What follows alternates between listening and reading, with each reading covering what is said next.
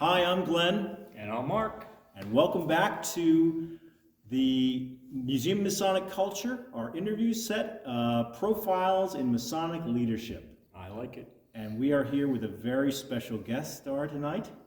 We're here with Most Venerable Mohamad A. Yatim, Sovereign Grand Master of the Allied Masonic Degrees for the United States of America.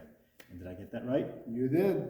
All right. Grand Marshal. That's Grand Marshal. Very good, very good. One of Jersey's very own. Exactly. We are very lucky to have Brother Mohamad here. He has a very busy schedule with his travel, with all of his lectures. So this is a great chance, Mark, to be able to talk to Mohamad about, and Mohamad, to get your perspectives on your moving up through the ranks of Freemasonry and how you viewed where you were going. First, Glenn and Mark, thank you very much for having me. It's indeed a true honor to be on your show, and I congratulate you for thinking out of the box in terms of connecting the membership with some of the leadership that we have in our fraternity. My beginnings in Freemasonry were very different than what you would expect from most people that join Freemasonry. As a matter of fact, my first experience with Masonry was negative, was not actually positive. Really? Growing up in Lebanon, for those of you that don't know, I was born and raised in Lebanon until the age of 18. That's when I moved to the United States. The first time I read or heard anything about Masonry was actually in Lebanon around the age of 14, 15. And it was one of those, conspiracy theory articles about Masons wanting to take over the world.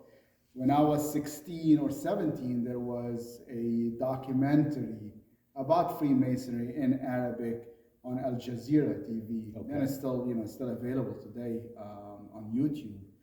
And that was a very, very biased, opinionated documentary. And when I watched it, I was very taken by some of the things that they talked about in terms of Masonry wanting to take over the world, that this is a conspiracy of alternative motives, Zionist origins that wants to create one government and have negative views of the world and anti-religion, all of that. And to me, I was very surprised that why would anyone want to be part of this? Right. So fast forward to when I moved to the United States at age of 18 to pursue my undergrad degree. It was actually in Lexington, Kentucky, when I first saw a Masonic sign, Lexington Lodge number 1, and I saw a building and a huge square and compass on it. I was like, oh my God, these guys are not even secret. They have their symbols on their buildings. Right. What's that about? And I asked questions, but what was still intriguing, but I was still skeptical.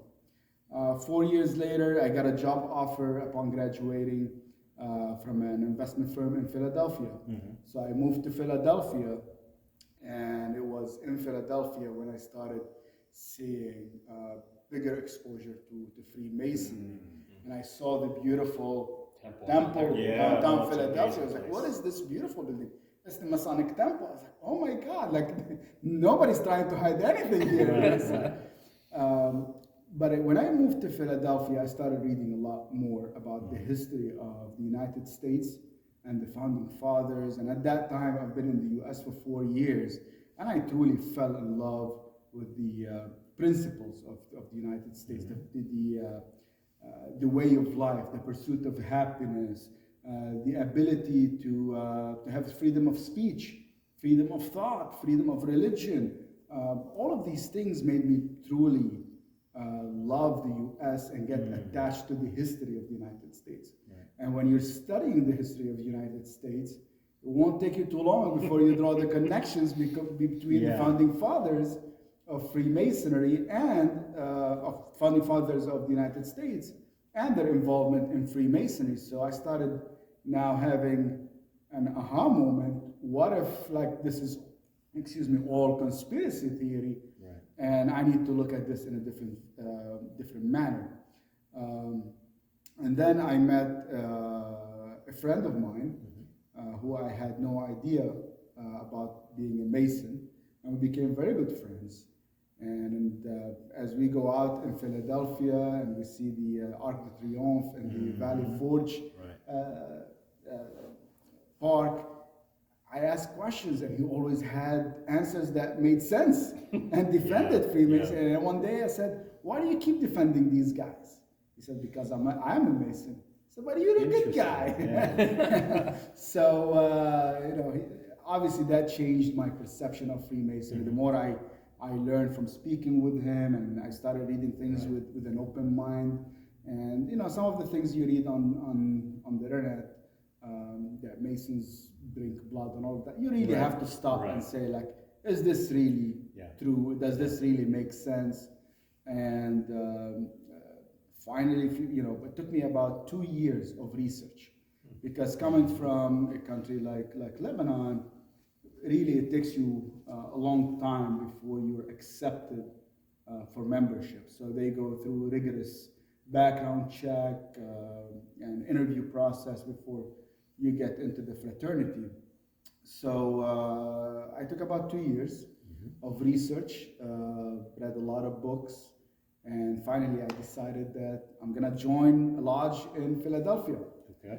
And I was doing my MBA at the time while also working, and I met a colleague, college mate. Saw him wearing a Masonic square and compass. I said, "Where do you belong?" He said, "In Conshohocken, Pennsylvania." And I decided, okay, you know what? I'm gonna join that lodge in MPA. But a week later, I got a job offer to move to New York City. Of course. So the job offer was effective 2 months from graduation. So the brother said, "You know what? It does not make sense for you to join in Pennsylvania. Why don't you wait until you get the job offer, you start a new job, and you start in New York City?" I said, "Sure." So I waited a couple more months, started the job in New York City, and then I got online and I found a club, Masonic club called the Lunchtime. It was run at the time by Bill Thomas, who at the time was a Rite worshipful. Eventually he became Grand Master of the Grand Lodge of New York. And I reached out to him. I said, I'm interested in joining the fraternity. I don't know many Masons or any Masons in New York. I want to become a Mason in New York. What should I do? He said, "Okay, join me for lunch and we'll talk." So I joined him for lunch a couple of times. I asked questions, and eventually I said, "I'm ready. I want to petition a lodge in New York." And then he looked at me and he said, "Let me ask you a question, but I want your honest answer. Do you want to be a Mason or do you want to be an active Mason?" So I don't see the difference. What's the difference between the two? Right. He said, "Well, there's a big difference. If you're gonna be an active Mason and be really involved, then I suggest you join a lodge in New Jersey, close to your house." Really? Because you don't want to finish your meeting makes at 10 sense. o'clock and then go take the train, go home, and it's gonna be a mess. So, "But where do you live?" I said, "I live in Scotch Plains, around the corner, Atlas Pythagoras Lodge, one of the best lodges in New Jersey. You should definitely join there." So he gave me that advice, and I'm very thankful. He regrets it. He said, "I should have been a New York Mason," but I ended up joining a lodge in New Jersey. Okay. Now going up through the chairs in Atlas Pythagoras, can you give us a little bit of understanding on what your thoughts were? What was your first chair? So I was raised in November. In December, they put me in the senior deacon position. Wow, that's a I jump. was like, "Wow, that's a jump. a senior deacon." So Atlas Pythagoras at the time was made of primarily, I would say, older members. Not a whole lot of young guys. Very different than Atlas Pythagoras today. Literally, the two youngest people were me and John Brown. And I don't want to throw names on here, but we joined the lodge, and because of my background studying Masonry for 2 years, the leadership of the lodge at the time saw something in me that they wanted to capitalize on. Right. So they asked me if I'm willing to take the senior deacon position because I had, good memorization skills. I had the passion for it. I had great mentors at the time between Thurman Pace, Nick Pagnetti. God bless his soul. Nick was an outstanding ritualist, Mafter ear at the time, and we had some, the long form. But we met every Thursday at the lodge, rain or shine or snow, and we would go through it. And all of a sudden, just because we were passionate about the growth, and the leadership really trusted in what we wanted to do at the lodge, allowed us the rope to go do things differently. So I started giving lectures, started inviting people to give lectures. And in 2010, when I was Worshipful Master, Atlas Pythagoras Lodge won the Mark Twain Award, which was issued by the Conference of Grand Masters of North America. So it's pretty exciting. And today, the lodge is very active. It's a beehive. We average, anywhere between 60 and 70 people in meeting with speakers and good rituals. So that's great. It's exciting. I'm very excited for these guys. You build something for the future. Yeah, exactly. So as your new brand of leadership was coming in, you were trying new things. How was that treated? Quite honestly, at the lodge level, it was very welcomed. At the Grand Lodge level, there was a lot of question marks because what AP was doing at the time was not conventional, was not your typical. During those years, and I'm sure you both, as been in the fraternity for a long time, the focus has been on degree work and making members. If you had suggested that you wanted to have speakers or cut down on the degrees or hold off on doing degrees so that you give more mentorship to the candidates, the district deputy at the time, who is no longer a member of our fraternity, was not a big fan. And he wanted more of degree work. But I think a year later, a couple of years later, when you saw attendance go up, and then all of a sudden involvement in the officers line became competitive, it became like a snowball. So all of a sudden it wasn't inspiring. So Grand Lodge became very supportive. And when you have the support of the Grand Lodge and the zeal of the membership, it becomes like a addictive thing. And success leads to more successes. That's great. And positive vibes. Education and leadership has always been sort of a passion of yours, it seems. Having known you for so long. I mean, that seems to be like driving you to not only just in AP, but in all the other different organizations you belong in. That seems to be something that you're trying to encourage, of bringing that out to help educate the new members. Look, it's in our ritual, and we're not going to talk about our ritual, but when you're asked what do you want, what do you seek, the answer is light and education. That's why people join Masonry.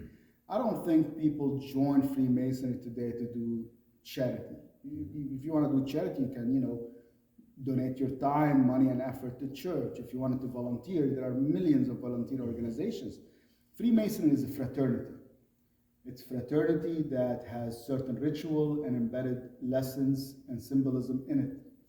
And so people, when they join, they're looking for this fraternal aspect to it, which comes with the fellowship. Like, they build your friendship, you build bond between people of all walks of life.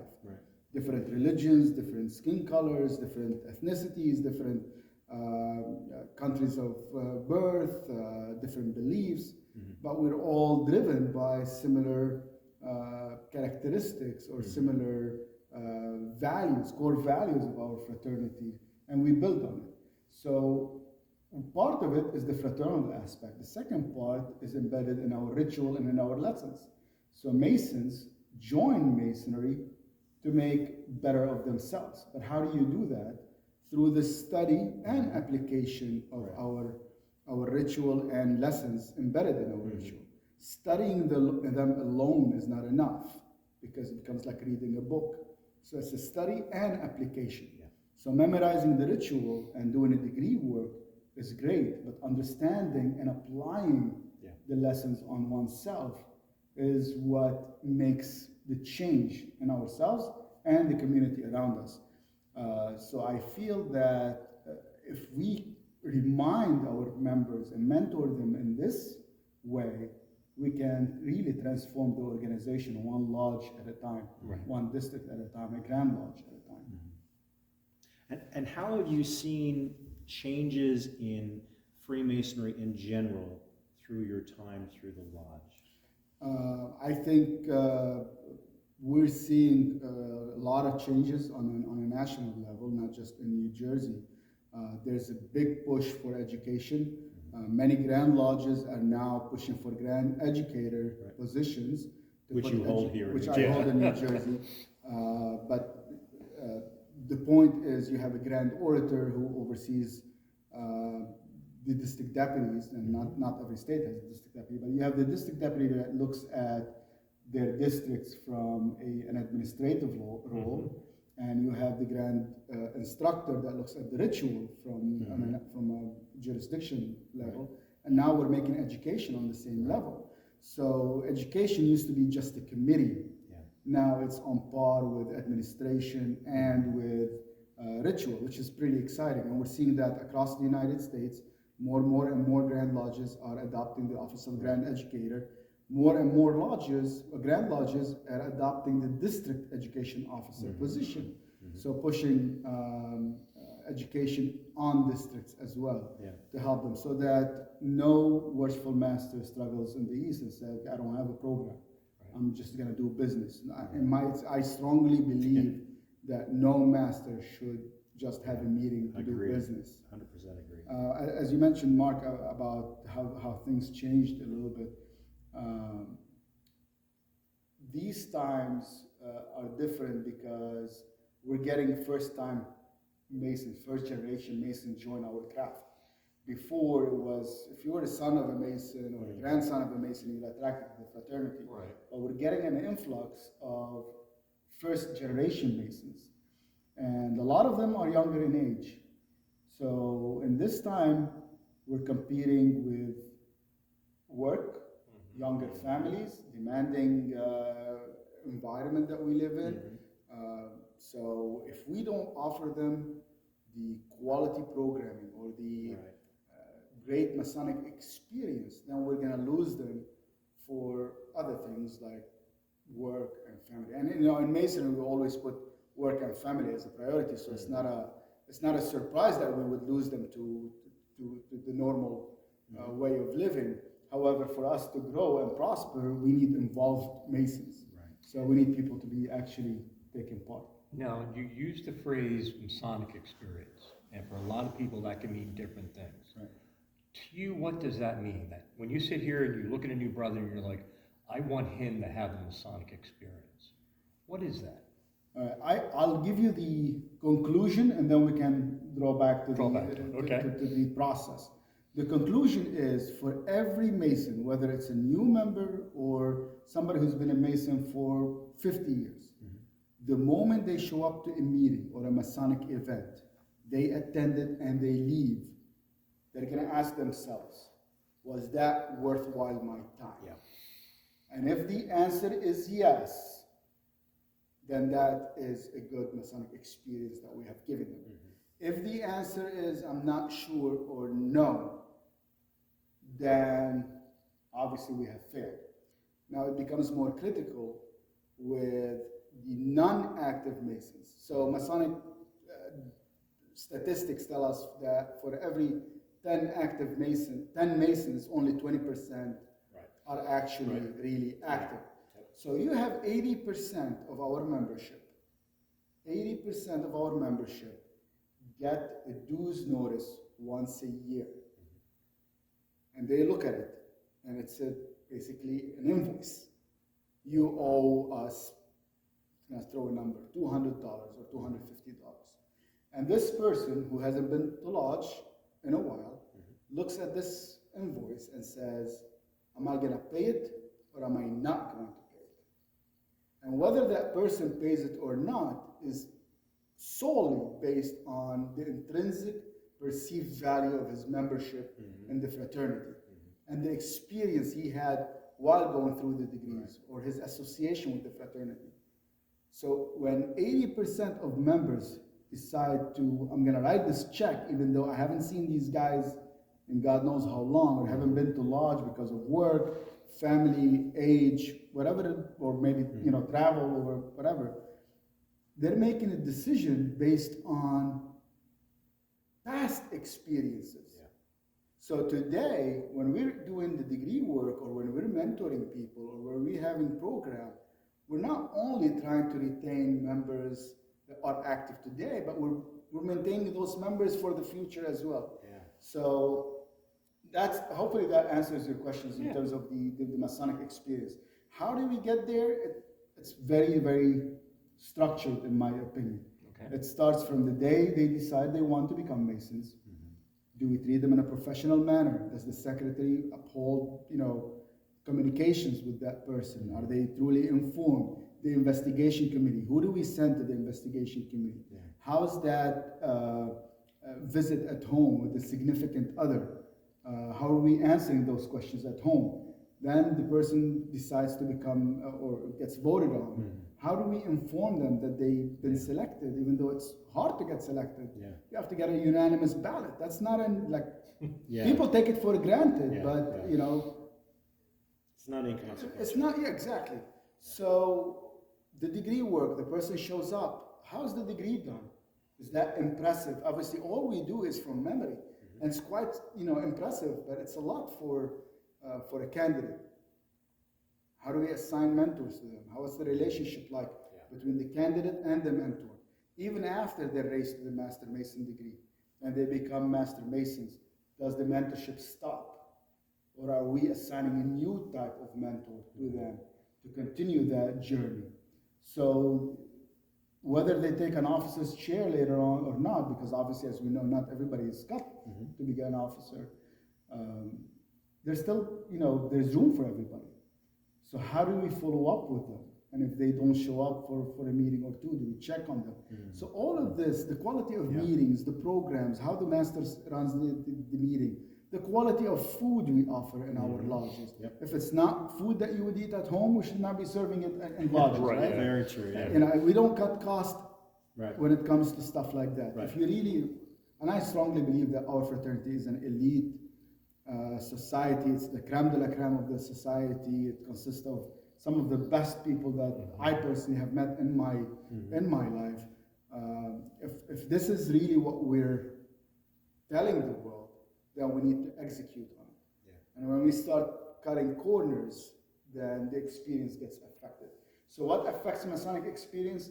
Literally every single thing that the officers and the non-officers do to create this fellowship and the venue for emotional and spiritual growth. So it's education and fellowship hand in hand. It's all about balance. It's the balance. It's the balance. Very impressive. Now, we've talked about what we're giving the new candidates. We have a lot of people who may be watching this who aren't Masons. How do they know they're ready? Now, just for their sake, they know that we won't ask them. They have to ask us. But how do they know they're ready to become a Mason and to encounter the Masonic experience? You went through it. I know I went through it. Glenn went through it. When we were just ready to say, yes, I want to join. Quite honestly, it depends on your perception. Most of the time, you think you're never ready. But you probably are, because we try to, in general, in our human nature, most people have skepticism in terms of their ability and their skills. So you would know you're ready if you have, if you're able to really articulate why you want to become a Mason. If you really can articulate genuinely, why do I want to be part of this organization? Am I able to go through the degrees and understand what I'm going through? Then you're absolutely ready. You'll feel it in your heart. You feel that you're excited about it.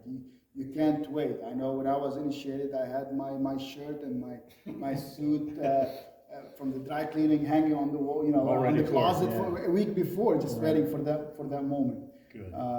So you'll feel it in your heart. But to me, most importantly, when we're judging somebody, if they're ready,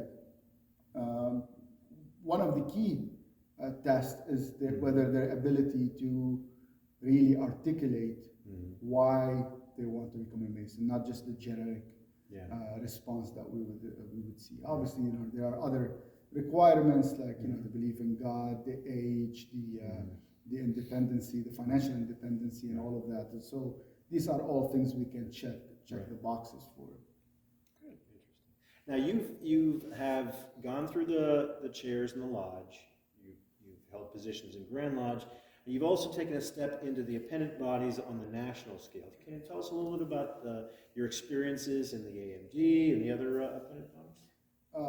Yes. So when I joined Masonry, I had obviously no vision that I'll ever going to serve in any of those positions. All I wanted was to be part of the lodge and be involved. And you know, my biggest goal was I really wanted to become worshipful master one day.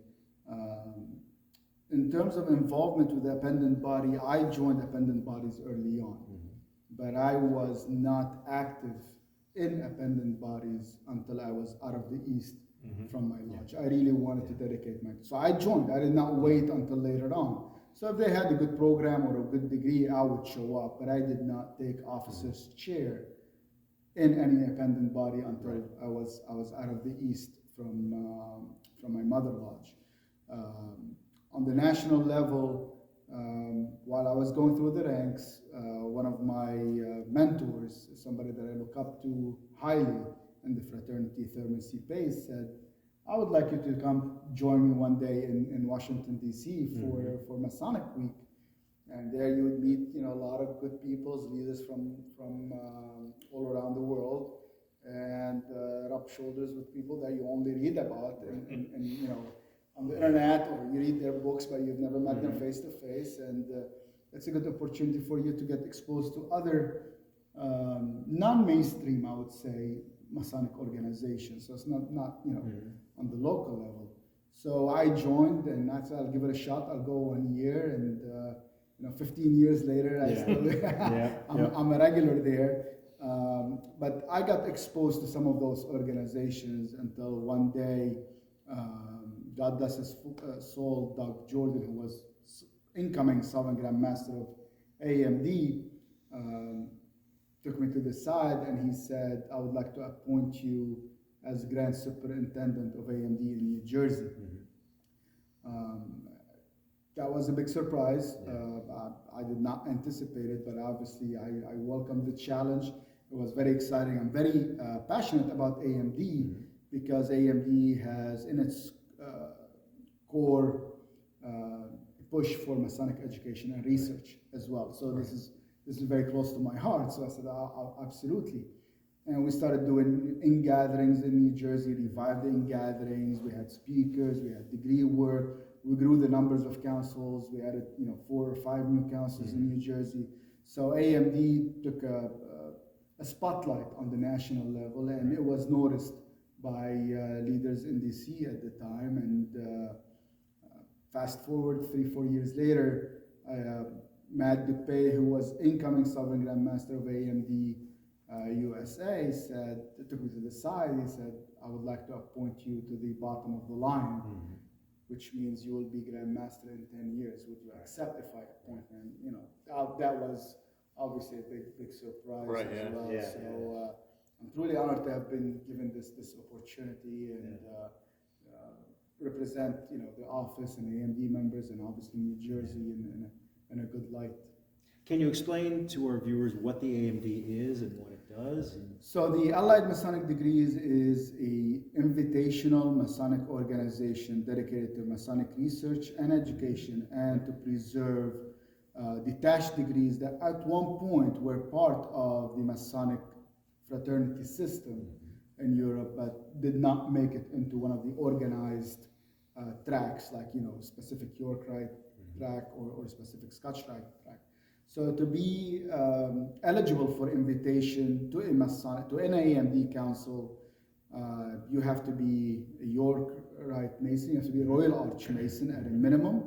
And the second requirement is you have to have a genuine interest in Masonic research and education. Mm-hmm. So these are the two key parts of AMD. It's invitational, as I mentioned, and every council consists only of 27 members.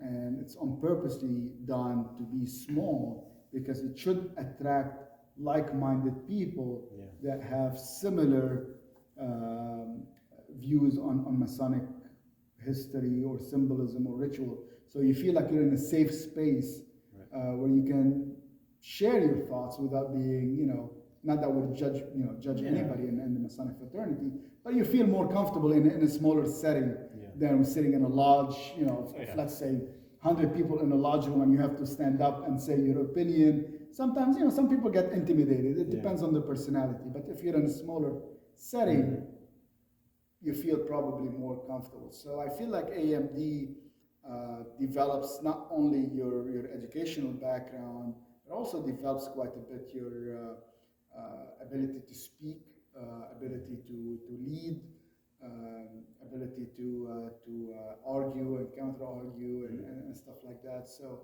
it's pretty exciting, very dynamic group. And it's obviously one of the fastest growing Masonic organizations in the world.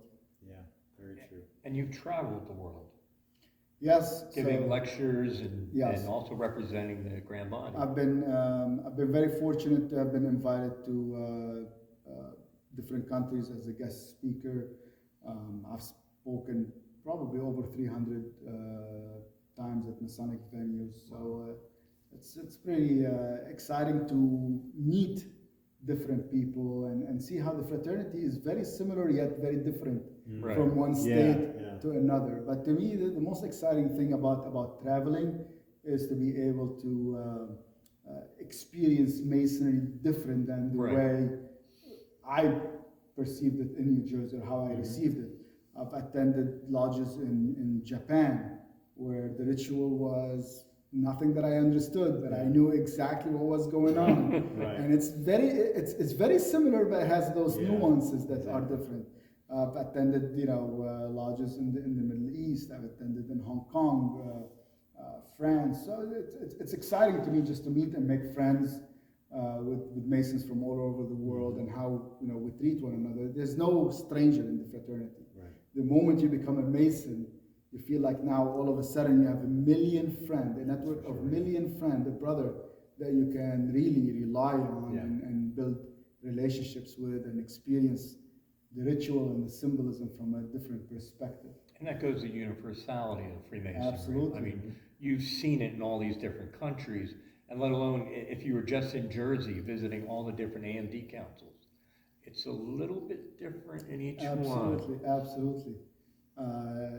It's truly a unique fraternity, and it's really exciting. That's why I encourage everybody that get out of your lodge bubble to your district, and then get out of your district bubble to experience Grand Lodge, visit different districts, and then get out of your Grand Lodge bubble, visit, different. You go to Pennsylvania, the ritual is different than New Jersey, and we're only, we're neighbors. So it's exciting to be able to see and experience Masonry. We're always Sounds like you're encouraging people to get out of their comfort zone a little Absolutely. And this is where you might learn a thing or two. And if you're rising officer, I got most of my ideas from traveling when I served as worshipful master. And you see something that lodge in Boston is doing that inspires you, or a lodge in California is doing it that inspires you, and you want to bring those ideas and say, this worked there, maybe I can just customize it a little bit to fit my lodge and my district, and let me try it here. And you'll be surprised about the results. It's pretty amazing what we can do if we work together and share ideas. Now, you throughout the years, you have really put your perspective on Freemasonry. You've changed Freemasonry. How do you feel like Freemasonry has changed you? In a lot of ways. I'm going to mention a couple of things that helped me personally on a personal level, and one thing that I really value in this fraternity. So in terms of how Freemasonry helped me, there's no doubt my public speaking has improved. Remember, English is not my first language. I came here when I was 18 and started learning English when I was 15, 16. I speak, my second language is French, my first language is Arabic. So when I first moved to the US at the age of 18, going to Lexington, Kentucky, it was, it was a culture shock, and, with the accent and, some of the slang that I had to understand and learn. So that was a little bit of a culture shock. Freemasonry gave me the confidence to stand in front of people and speak and give lectures and educate. It also helped my memorization skills, and that helped me at work and helped me in my profession.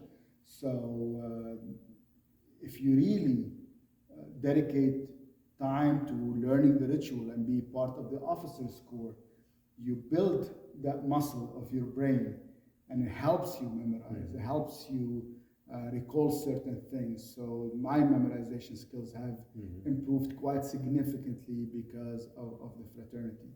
And 3 is the leadership, and going through the rank, I take that to the professional world, right? Managing team and being able to understand and appreciate that you're dealing with different personalities. Now, in Freemasonry, the reason why I say it prepares you well, because while in a professional environment, people are motivated by money, in lodges, nobody's getting paid, yet you as a leader, you have to motivate people to do things for you. Yeah. So how do you motivate somebody that is not getting paid? You can't really incentivize them by a bonus pool at the end of the year. You have to find that skill set to be able to appreciate the strength in people and be able to say, well, this person's strength is ABC, so I'm going to use his strength here, and where he's weak, I'm going to use someone else for it. So the fraternity taught me that skill set that I can take to my professional career and help me improve and deal with people, because it's going to be easier at work, because you can also manage expectations with money, right? And reward people financially. But in Masonry, how do we reward members? With a round of applause or a thank you. And that goes, a long way. So this is from, you said, how did it change me? These are some of the skill set that I developed in the fraternity. The other part that I would like to mention is how it affected my life, is by telling you that literally my best friends are all Masons. Like the people that I confide in for many, many years are all members of this fraternity.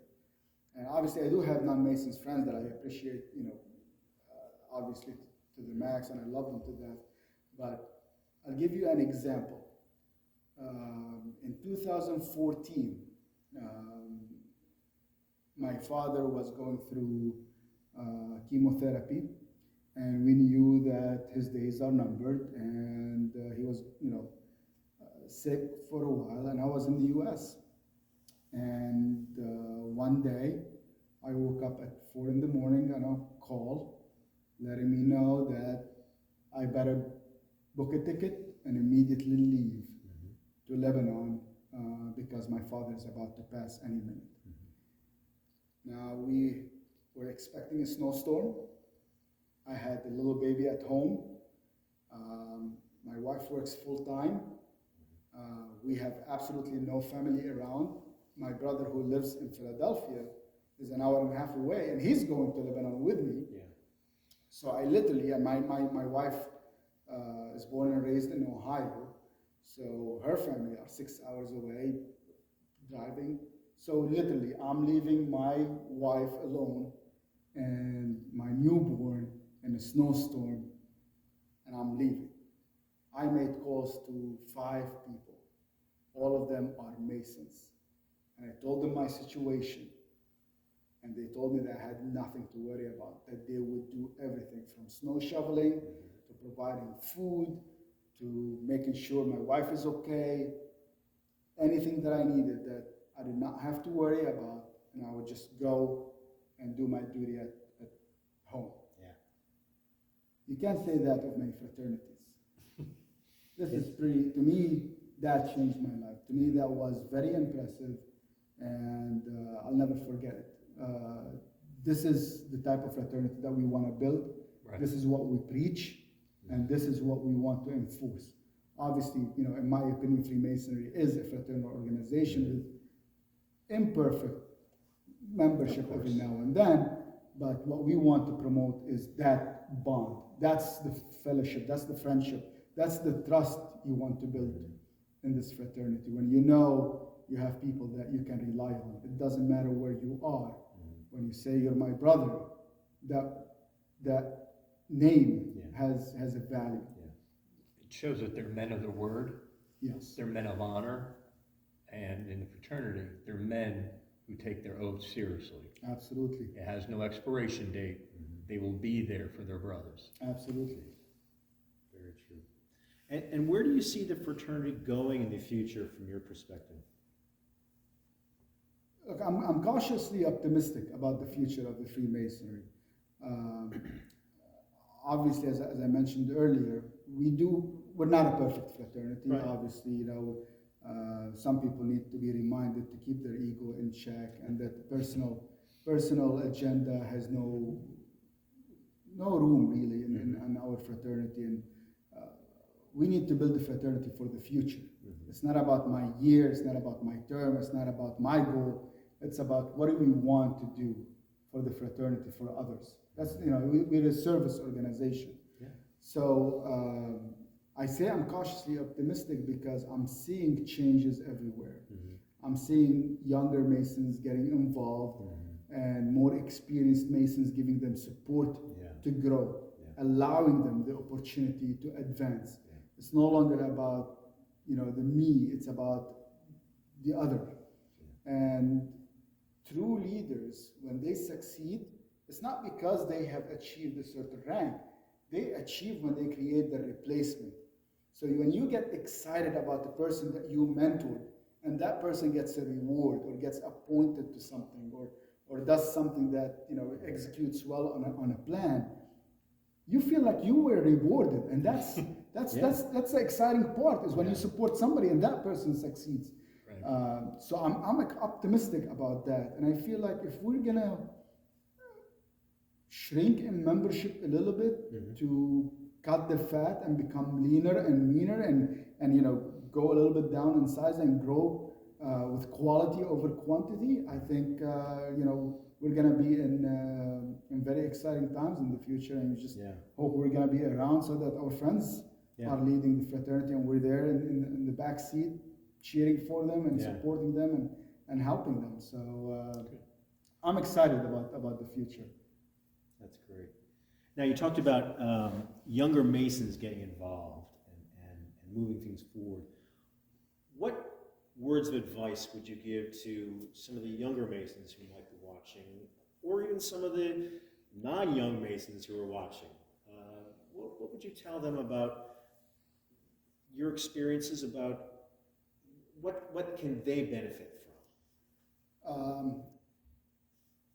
Thurman Pace, once when I asked him that question, he's like, what advice do you have for me? He said, you always need to be resourceful. You always need to make yourself useful. Yes. So if you make yourself useful, the fraternity needs people that they can rely on. So whether you're a new Mason or not, make yourself useful. Be a positive drive. Bring the positive energy into whatever organization you serve. Don't let any negative vibe get in there. Focus on execution. And your word is word of honor. If you're going to say, I'm going to do something, then do it. So my advice is, on the first part, is be useful and make yourself available, execute, keep your ego in check, and give it your best. The second advice is, whatever you're involved in, always raise the bar. It doesn't matter what you're in. Don't do it just to check a box, or don't do it because you have to or you were asked to. Do it to raise the bar. Make that a challenge between you and yourself. If you're going to be the senior deacon, be the best senior deacon that that lodge has seen. If you're going to be a grand chaplain, be the best grand chaplain. Go above and beyond. This fraternity, if we're truly an elite fraternity, there should be no room for mediocrity in our fraternity. Don't cut the corners. Don't cut corners whatsoever. Yeah. It doesn't matter what you're doing. Push higher.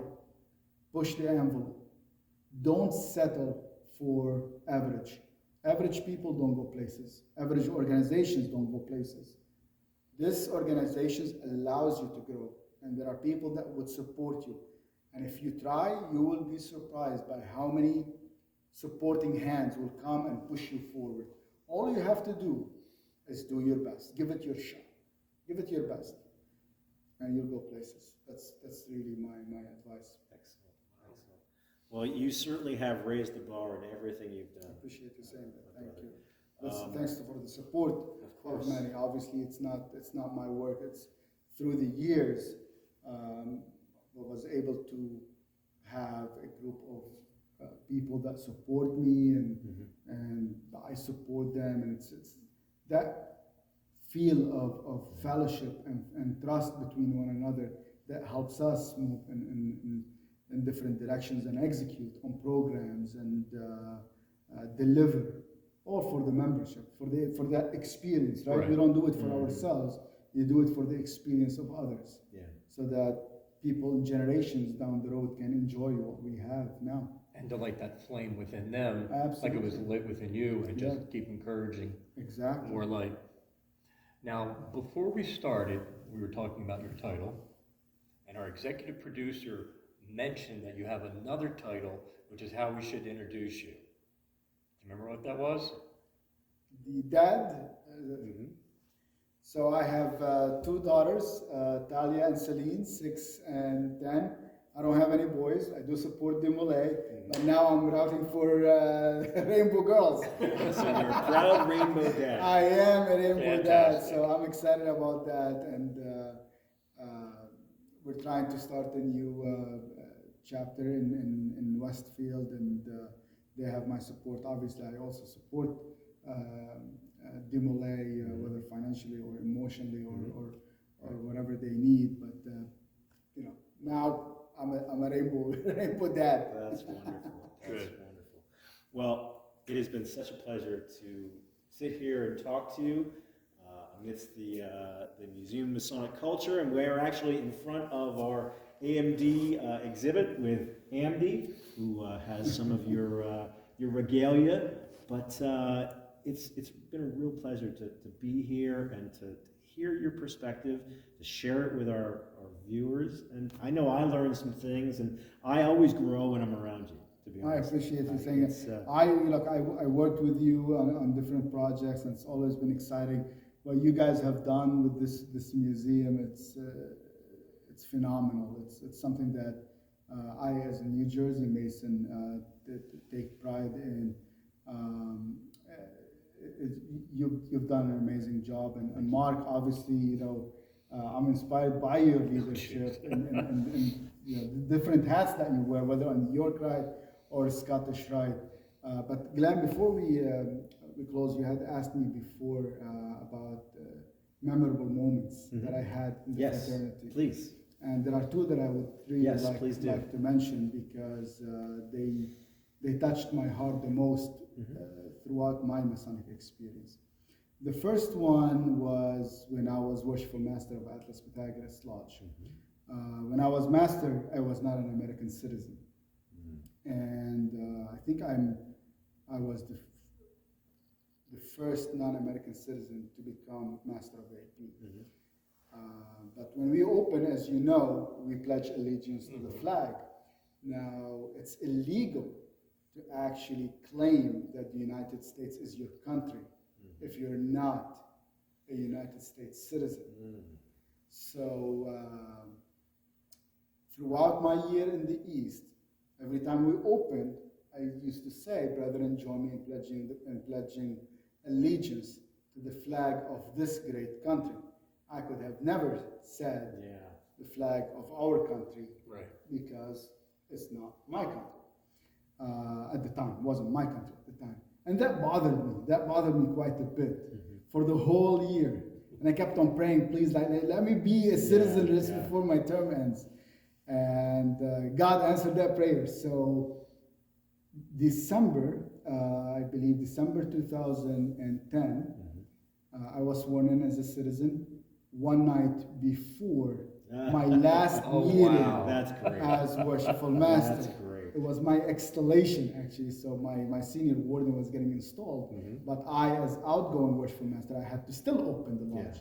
And I opened the lodge, and everybody knew in the lodge that I was made, I became a citizen the night before. So I stood up and I said, "Brethren, join me in pledging allegiance to the flag of my country." That's wonderful. That's tears, wonderful. Came down, and that was a very, very touching moment to me. The second one, also related to my pride of being an American citizen, and it really didn't hit me until I was installed and took a picture as Grand Master of AMD of USA. So obviously I knew I was going to become Grand Master of AMD USA. I know I'm representing the whole country. That's, it wasn't a surprise. But when I took the picture in my Grand Master regalia in front of the American flag, and I looked at the picture, and all of a sudden I felt that I'm representing the United States of America.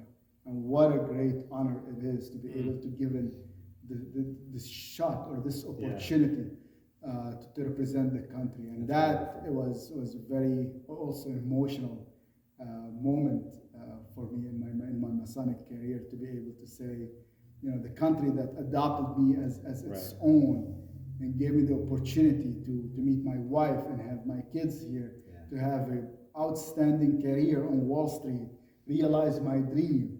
And now I'm standing proudly in front of the flag, representing the greatest country. So it's just those two moments really touched my heart. You represent us well. Thank you. Represent us well. So thank you so much for being with us today. Thank you for having me. I appreciate it. Thank you so much. Thank you all for joining us with Masonic Unity, the Right Stuff, profiles of Masonic leadership with Most Venerable Mohamad A. Yatim. Don't forget to subscribe down below. And if you're hearing more about the conspiracy theories, wait for 2022. You never know. Thanks and take care. Thank you. Bye-bye. Take care.